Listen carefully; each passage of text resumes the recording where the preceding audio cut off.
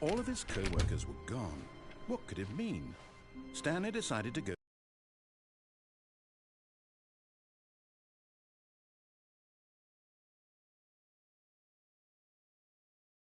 to the meeting room. Perhaps he had simply missed a memo. Oh, please. Are you really just doing this for the trophy? Click a door 5 times? Is that all you think a trophy is worth? No. I can't just give these merits away for such little effort. A measly 5 clicks? Now, suppose you were to click the door 20 times. I would say that's the kind of effort that warrants recognition.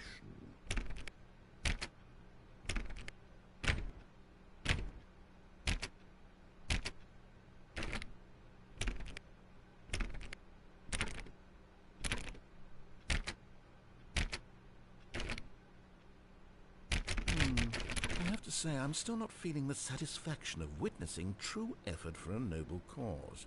Perhaps 50 clicks will do it. Yes, almost certainly 50 clicks.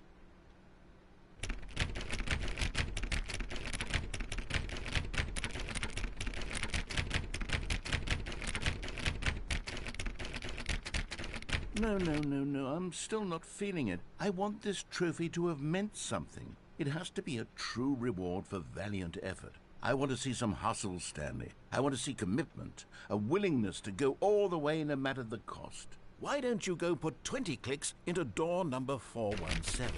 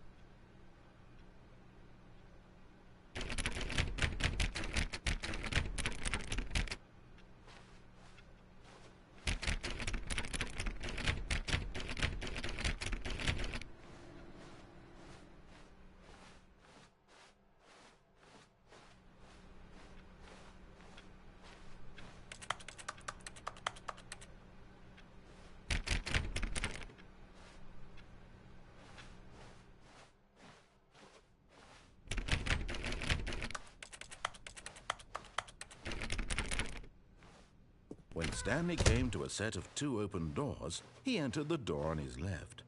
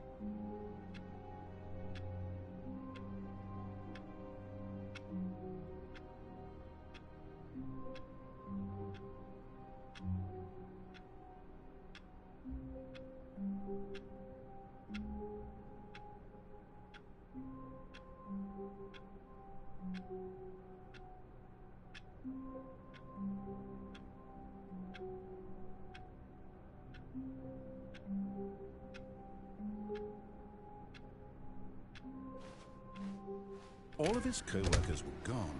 What could it mean? Stanley decided to go to the meeting room. Perhaps he had... Oh, please. Are you really just doing this for the trophy? Click a door 5 times? Is that all you think a trophy is worth? No, no, no, no, no. I can't just give these merits away for such little effort. A measly 5 clicks? Now, suppose you were to click the door 20 times. When Stanley came to a set of 2 open doors, he entered the... This was not the correct way to the meeting room, and Stanley knew it perfectly well. Perhaps he wanted to stop by the employee lounge first, just to admire it.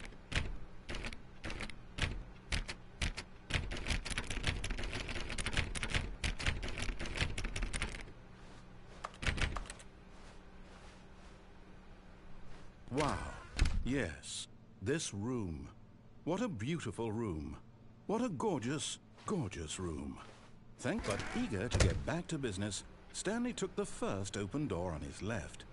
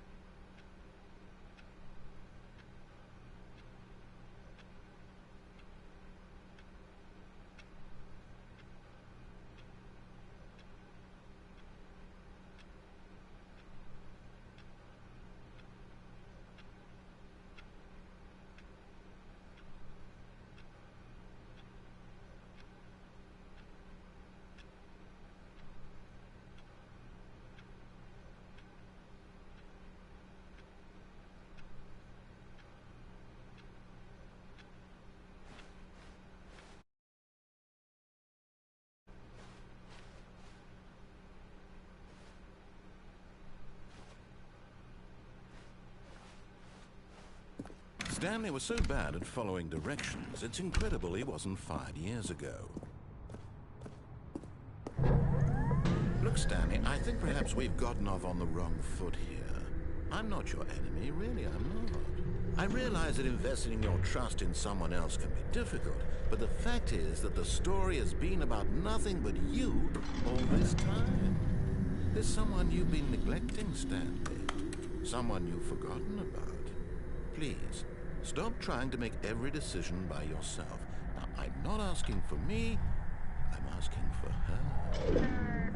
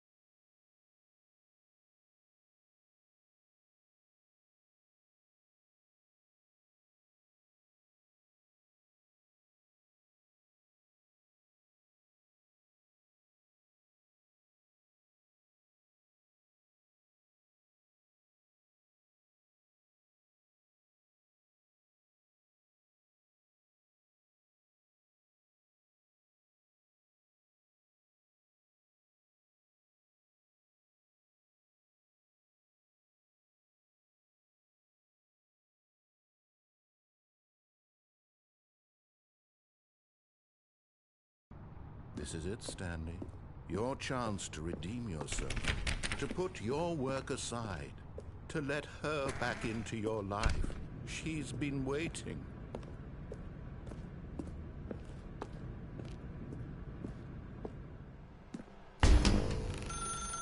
That's her, Stanley. You need to be the one to do this, to reach out to her. If you can truly place your faith in another, then pick up the...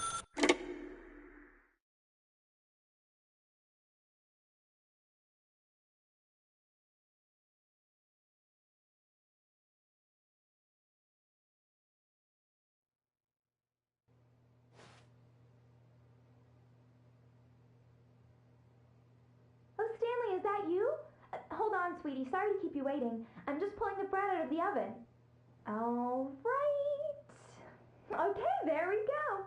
All right, now, I want you to come in and tell me all about your day. Gotcha! Oh, come on. Did you actually think you had a loving wife who'd want to commit their life to you? I'm trying to make a point here going on here. This is a very sad story about the death of a man named Stanley.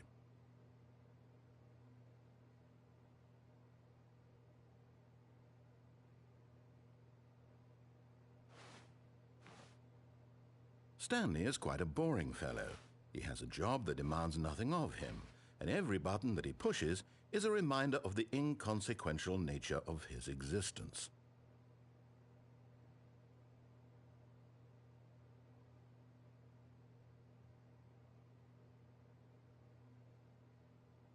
Look at him there, pushing buttons, doing exactly what he's told to do.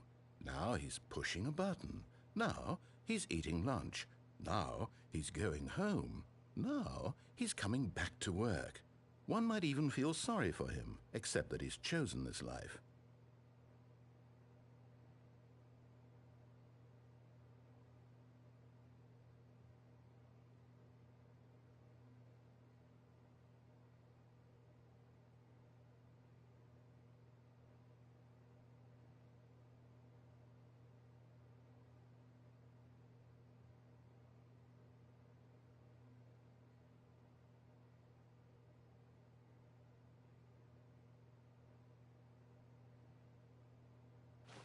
But in his mind, he can go on fantastic adventures. From behind his desk, Stanley dreamed of wild expeditions into the unknown, fantastic discoveries of new lands. It was wonderful. And each day that he returned to work was a reminder that none of it would ever happen to him.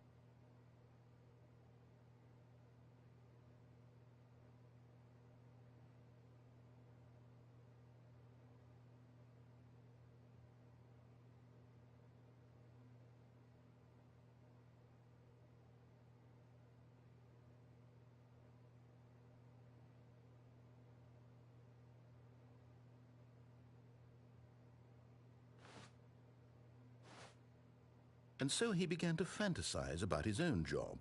First, he imagined that one day while at work, he stepped up from his desk to realize that all of his co-workers, his boss, everyone in the building had suddenly vanished off the face of the earth. The thought excited him terribly.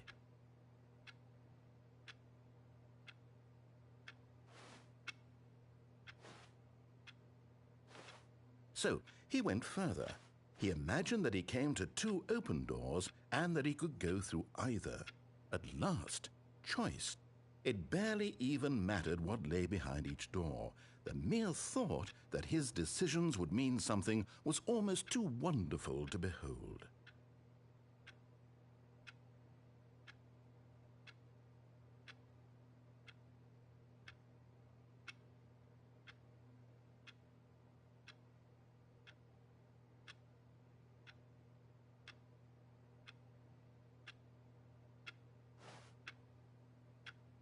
As he wandered through this fantasy world, he began to fill it with many possible paths and destinations. Down one path lay an enormous round room with monitors and mind controls. And down another was a yellow line that weaved in many directions. And down another was a game with a baby. And he called it The Stanley Parable.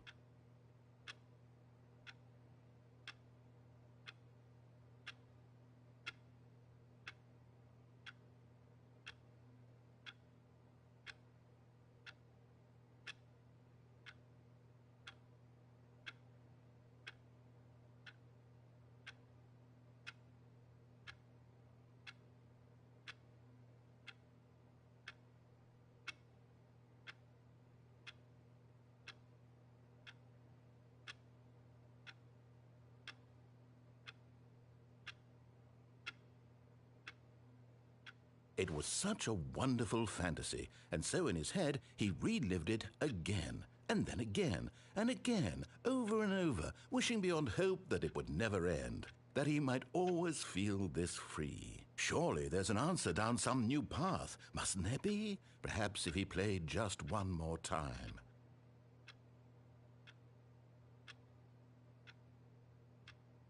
But there is no answer. How could there possibly be? In reality, all he's doing is pushing the same buttons he always has. Nothing has changed. The longer he spends here, the more invested he gets, the more he forgets which life is the real one.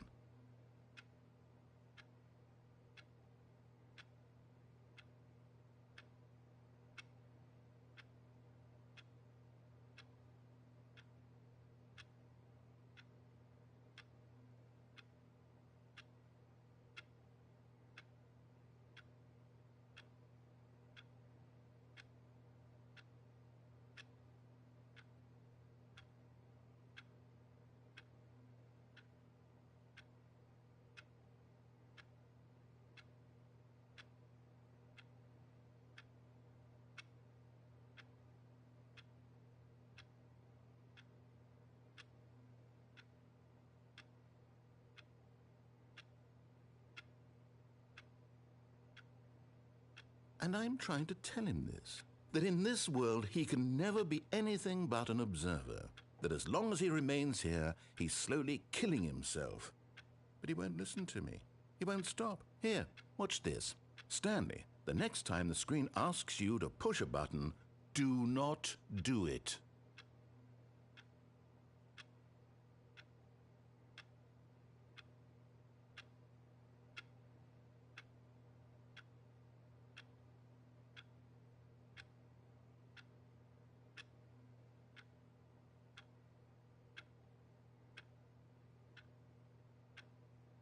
You see? Can he just not hear me? How can I tell him in a way that he'll understand that every second he remains here, he's electing to kill himself? How can I get him to see what I see? How can I make him look at himself?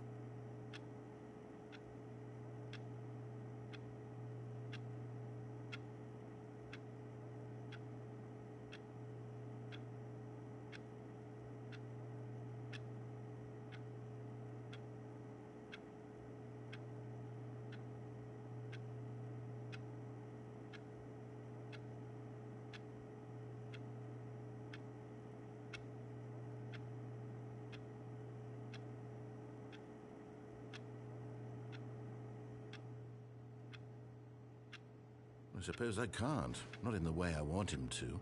But I don't make the rules. I simply play to my intended purpose, the same as Stanley. We're not so different, I suppose. I'll try once more to convey all this to him. I'm compelled to. I must. Perhaps, well, maybe this time he'll see. Maybe this time. And I tried again, and Stanley pushed a button. And I tried again, and Stanley pushed a button. And I tried.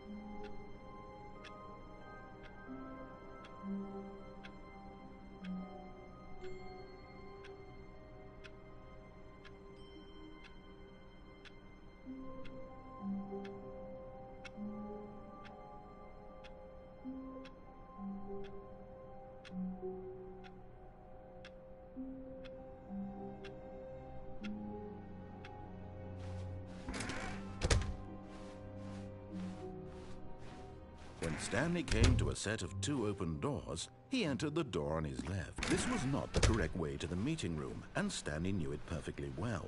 Perhaps he wanted to stop by the employee lounge first, just to admire it.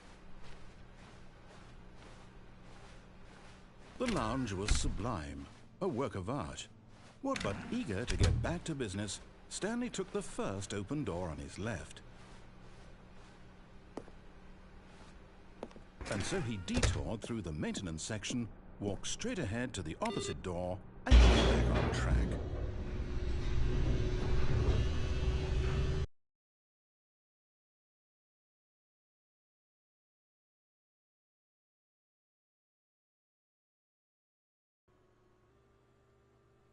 But Stanley didn't want to go back to the office. He wanted to wander about and get even further off track. So now in order to get back, he needed to go, from here it's, left. Oh, no, it's to the right, my mistake. No, not the right. Why would I have ever said it was to the right? What was I thinking? It's clearly... Oh dear, would you hold on for a minute, please? Now, let's see. We went down right, left, down, left, right. Yep, okay, yes. I've got it now. This story is absolutely, definitely this way.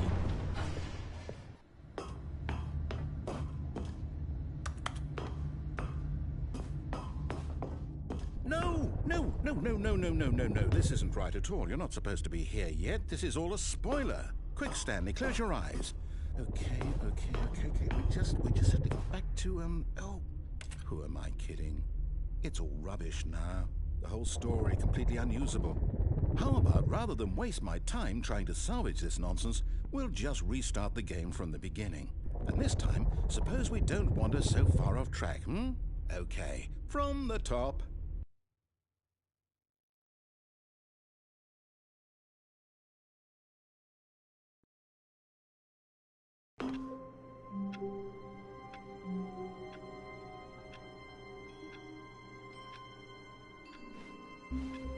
All of his co-workers were gone.